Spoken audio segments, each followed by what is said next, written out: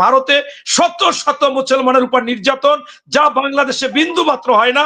এবং এইটা আগে আপনারা বন্ধ করেন, আপনারা এই দুই চারিতা কথা বলবেন না। মসজিদে গিয়ে নির্যাতন করে, পিটিয়ে মারে, আপনাদের নামাজে দাঁড়াতে দেয় না, আপনাদের গরুর গোস্ত খাইলে আপনাদেরকে জবাই করে, খুন করে, আপনাদের মুসলমানদের উপর নির্যাতন করে, আপনার মসজিদের সামনে গিয়ে তারা লুল্লুরি দেয়, তারা সেই উলুধ্বনি করে। তারা স্বাধীনতার পর থেকে এই আওয়ামী লীগ এমন ভাবে এই সনাতন ধর্ম বা হিন্দু ধর্মদেরকে বানিয়েছে যে তাদের মধ্যে বাংলাদেশে আমি বলতে পারি বিন্দু মাত্র সম্রাট আব্দুল হামিদ খান ভাসানী, সরওয়ার্দী সাহেব, একে ফজল হক, আমাদের প্রবীণ সাংবাদিক মুসা সাহেব, এরকম যারা যারা নুরুল কবির সাহেব বর্তমানে আছেন, এরা এরকম অনেকেই আছেন যারা সবসময় বলে থাকেন রাজনীতিবিদদের উদ্দেশ্যে যে আপনারা যদি এই কথাটা বুঝতে পারেন যে ভারত বিন্দুমাত্র বাংলাদেশকে ভালোবাসে না, বন্ধুত্ব সুলভ কখনো আলোচনা বা বন্ধুত্ব সুলভ কোনো আচরণ করবেন না, তারা আমাদের থেকে শুধুমাত্র নিবে, কোনো কিছু দিবে না, এটা যদি বুঝতে পারেন তাহলে আপনারা এই রাজনীতির অনেক কিছুই বুঝবেন। তাই এটা আসলে স্পষ্ট যে বাংলাদেশে এই স্বাধীনতা না, যখন পাকিস্তান ভারত ছিল তখন থেকেই এই বাংলাদেশের এই অংশের প্রতি এই ভারতের লোভ ছিল।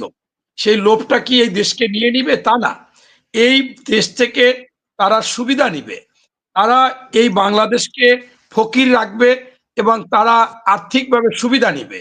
এই বাংলাদেশে তারা ব্যবসা বাণিজ্য করবে, এই বাংলাদেশে তাদের লোকজন চাকরি করবে এবং এই বাংলাদেশ তাদের কথায় উঠবে বসবে। এইটা তারা চেয়েছিল, এই জন্যই স্বাধীনতায় তার যুদ্ধে তারা কিছুটা সহযোগিতা করেছিলেন।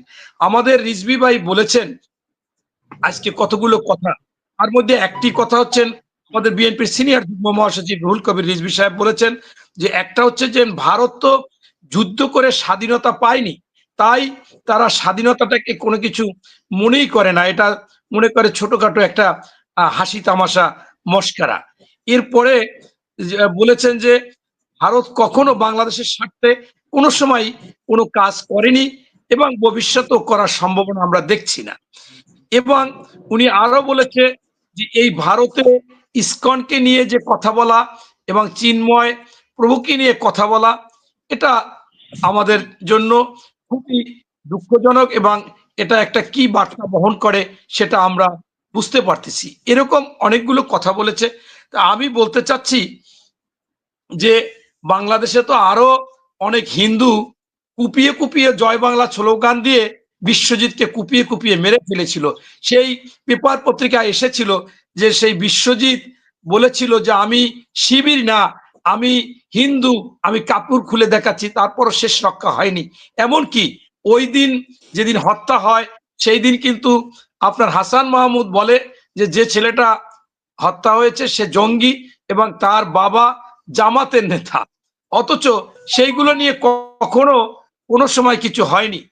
তাই আজকে একটা বলৎকার, একটা ধর্ষক, একটা মনে করেন যে শিশু নির্যাতনকারী এবং অনেক অনেক টাকা পয়সা ভণ্ড বলা যায়, এবং সেই ভণ্ডকে যারা নেতা মেনেছিলেন, আপনারা জানেন যে ইসকন ইদানিং কয়েকটি সাংবাদিক সম্মেলন করেছেন, তারা বলেছে তাকে জুলাইতেই আমরা চিঠি দিয়েছিলাম বহিষ্কার করা হবে, তাকে বলেছিলাম যে থেমে থাকতে, পরবর্তীতে ৩রা অক্টোবর তাকে বহিষ্কার করা হয়েছে। কিন্তু এতদিন এত খারাপ লোকটা আপনার ছিল এবং আজকে এই ঘটনা যদি না ঘটতো তাহলেও কিন্তু তারা থাকতেন। তাই আপনার মনে করেন যে এই যে নেতা সেই একজন খারাপ ভণ্ড এবং এখন দুর্চরিত্র বলৎকার ধর্ষক, তাকে যদি এত মূল্যায়ন করে এবং ভারত এইটা মূলত এই বিষয়গুলো বোঝা যাচ্ছে যে বাংলাদেশকে অস্থির করতে চাচ্ছে এবং এই একমাত্র আওয়ামী লীগ তাদের আজ্ঞাবহ জি হুজুর হয় হুজুর, ওই দেশে মুখ্যমন্ত্রী বললে উনি কিছু মনে করে না, ওই দেশে যাই তাই তিলক দেন এবং মোটের পরে কথা হচ্ছে যে ওই দেশের উপরই নির্ভরশীল। এবং আমরা তো দেখেছি কিভাবে নির্লজ্জভাবে বলেছে যে বাংলাদেশ থেকে আমরা আর কিছু দেওয়ার বাকি নাই, সব কিছু দিয়েছি, যার ঋণ ভারত কোনোদিন শোধ করতে পারবে না বা এইটা দিয়ে শোধ করতে পারবে না। আবার ওনার মন্ত্রী বলেছিল যে স্বামী স্ত্রীর সম্পর্ক, আবার ক্ষমতায় রাখতে বলে এসেছি, মানে মনে হচ্ছে যে এই দেশটা ওনরাই সবকিছু করে টরে। এইটা থেকে ওনরা যখন সেখান থেকে সরে গেছে, এইটা কোনোভাবে এই মোদী সরকার তো মনে করেন কোনোভাবে মেনে নিতে পারে না।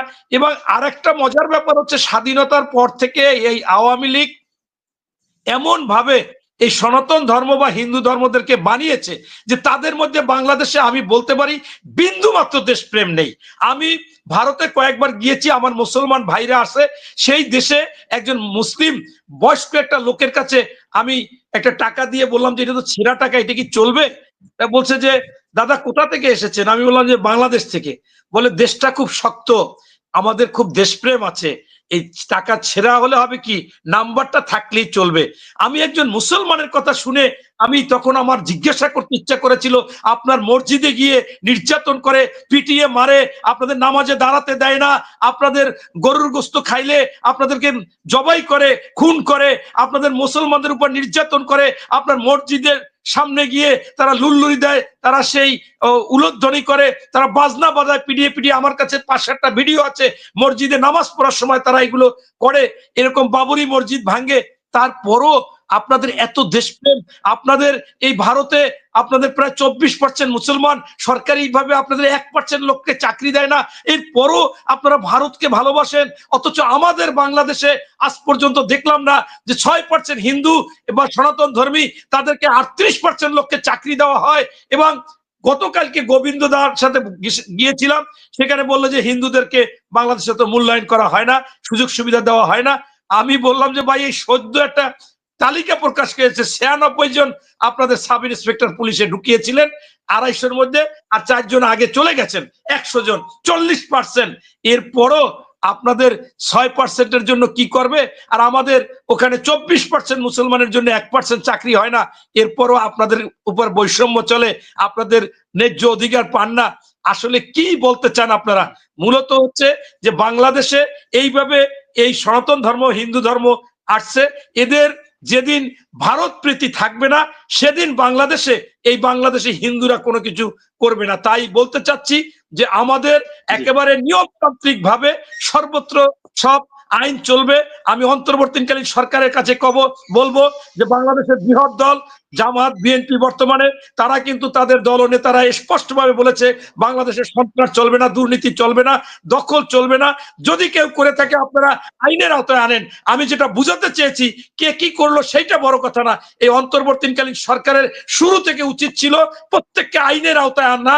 ওই আওয়ামী লীগ বলেন, যারা বলেন, যে অন্যায় করবে বা করেছে তাদেরকে আইনের আওতায় এনে তাদের অবৈধ সম্পদ বাজেয়াপ্ত করতো, তাহলে এইগুলো করতো না। তাই আজকে ইসকনের মাধ্যমে ভারত এটা চাচ্ছে। আমি অবাক হয়েছি, এই 3 দিন পর্যন্ত প্রথমে দেখেছি যে ওখানে একজন এই বিজেপির নেতা, সে শুভেন্দু অধিকারী, তিনি হুঁশিয়ারি দিলেন বর্ডার বন্ধ করে দেবেন, এটা করে দেবেন, সাথে সাথে মিছিল করলেন। এর পরবর্তীতে আমরা দেখলাম তাদের পররাষ্ট্র মন্ত্রণালয় থেকে জানিয়ে দিল যে বিদেশ মন্ত্রণালয় থেকে যে বাংলাদেশে এটা করা হয়েছে অন্যায়, তাকে মুক্তি দিতে হবে। এরপর কালকে মোদি নিজে বলল, আমি অত্যন্ত স্যালুট জানাই বাংলাদেশের বর্তমান যে পররাষ্ট্র মন্ত্রণালয় বা তারা যে সিদ্ধান্ত নিয়েছে, এখানে তারাও স্পষ্ট জানিয়ে দিয়েছে এটা বাংলাদেশের অভ্যন্তরীণ ব্যাপার, এই ব্যাপারে ভারতের কিছু বলার নাই, বলতে পারে না। এবং আমি আসিফ নজরুল সাহেব গতকালকে বলেছে, তার ফেসবুক স্ট্যাটাসেও তিনি দিয়েছেন যে অনেকগুলো উদাহরণ দিয়েছে যে ভারতে শত শত মুসলমানের উপর নির্যাতন, যা বাংলাদেশে বিন্দু মাত্র হয় না। এবং এইটা আগে আপনারা বন্ধ করেন, আপনারা এই 2-4টা কথা বলবেন না। তাই আমি মনে করতেছি যে ভারত পরিকল্পিতভাবে বাংলাদেশকে একটা অস্থিরতা সৃষ্টি করে তারা চায় যে বাংলাদেশে একটা সেনা শাসন, জরুরি অবস্থা হোক, সামরিক আসুক, তারা ঢুকে পড়তে পারবে, তারা সেই সুযোগ নিবে। যেহেতু তাদের ওই প্রেসিডেন্ট আছে বা আরো অনেকে আমলাদের মধ্যে, প্রশাসনের মধ্যে, আইন শৃঙ্খলার মধ্যে আছে, আমি অন্তর্বর্তীকালীন সরকারকে আপনার মাধ্যমে দাবি জানাবো সেখান থেকেও তাদেরকে বের করে আনুন। এবং যারা বৈষম্যের শিকার হয়েছে, যা নিয়ে আন্দোলন হয়েছে, শহীদের রক্ত এখনো রাজপথ ভেজা, সেই ভেজা রক্তের উপরে কোন রকম অন্যায় করা যাবে না।